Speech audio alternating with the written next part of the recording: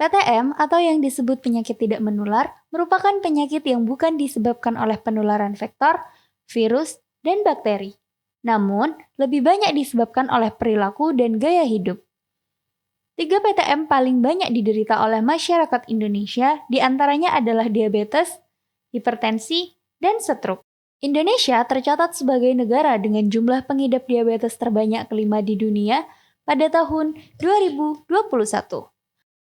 Sedangkan, angka kematian terkait diabetes pada usia 20 hingga 79 tahun di Indonesia diperkirakan sebesar 236.711 kasus. Diabetes paling banyak disebabkan oleh pola makan dan pola hidup yang tidak tepat. Tingginya konsumsi gula, karbo, lemak, dalam balutan berbagai macam makanan olahan, terutama dengan 4P. Pengawet, perasa atau pemanis, penambah rasa atau MSG, serta pewarna.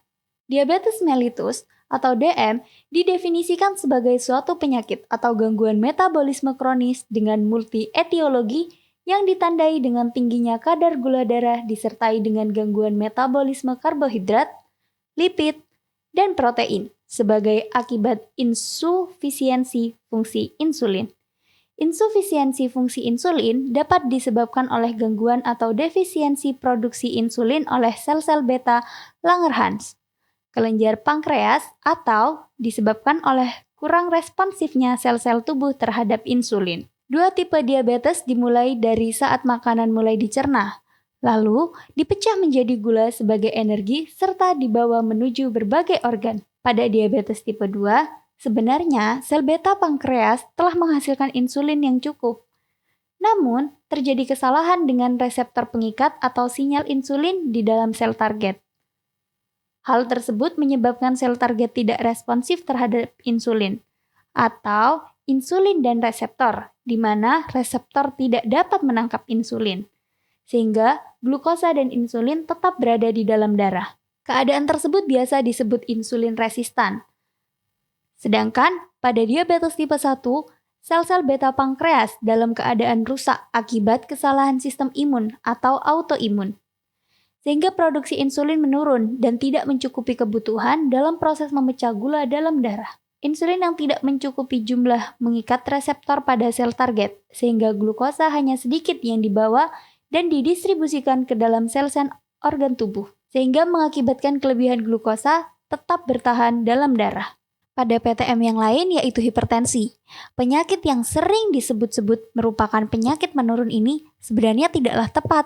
Hipertensi dipicu oleh kurangnya olahraga, konsumsi berlebih makanan tinggi sodium dan natrium, olahan daging, minuman beralkohol, makanan tinggi lemak jenuh, serta makanan fermentasi dengan cuka dan juga kurangnya minum air putih.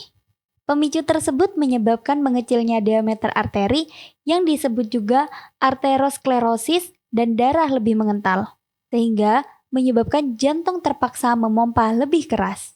Akibatnya, menimbulkan peningkatan tekanan darah pada dinding pembuluh darah dalam sistem sirkulasi. Hal tersebut menyebabkan peningkatan sistol atau diastol yang juga disebut hipertensi.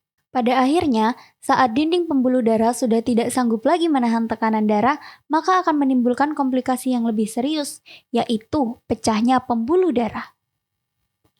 Keadaan ini dapat terjadi pada organ mana saja.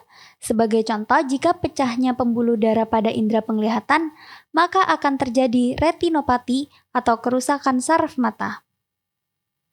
Komplikasi penebalan dinding pembuluh darah, peningkatan kekentalan darah, serta hipertensi yang tidak terkontrol akan merusak dinding arteri dan melemah.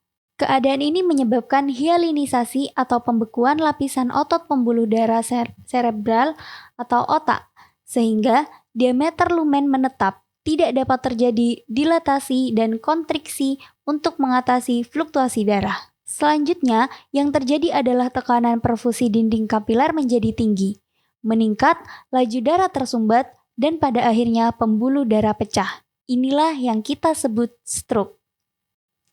Lalu, bagaimanakah sebenarnya cara untuk mencegah penyakit tidak menular tersebut?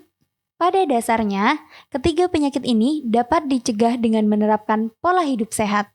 Yang pertama adalah olahraga rutin minimal 30-60 menit dengan frekuensi 3-5 kali dalam seminggu. Pencegahan yang kedua adalah berhenti merokok. Hal ini dapat memberikan dampak yang baik bagi tubuh. Pencegahan ketiga adalah batasi gula garam lemak dengan G4, G1, dan L5.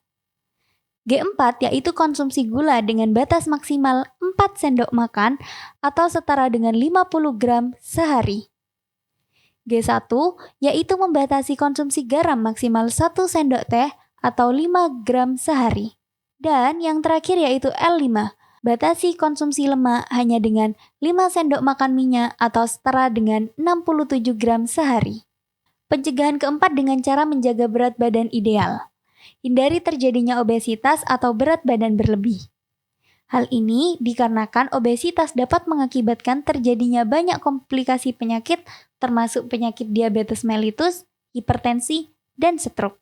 Pencegahan kelima dengan istirahat yang cukup dan harus memenuhi syarat kuantitas dan kualitas yang baik. Yang dimaksud dengan kuantitas adalah tidur malam minimal 7 jam sehari, sedangkan kualitas adalah tidak sering terbangun saat tidur. Pencegahan keenam yaitu kelola stres dengan baik. Lakukanlah kegiatan positif dan sesuaikan dengan minat bakat yang dimiliki.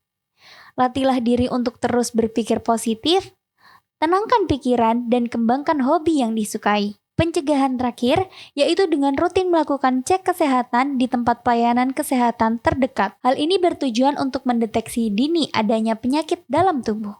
Itulah beberapa pencegahan yang dapat dilakukan untuk menghindari terkena penyakit tidak menular. Ingat ya, mencegah lebih baik daripada mengobati.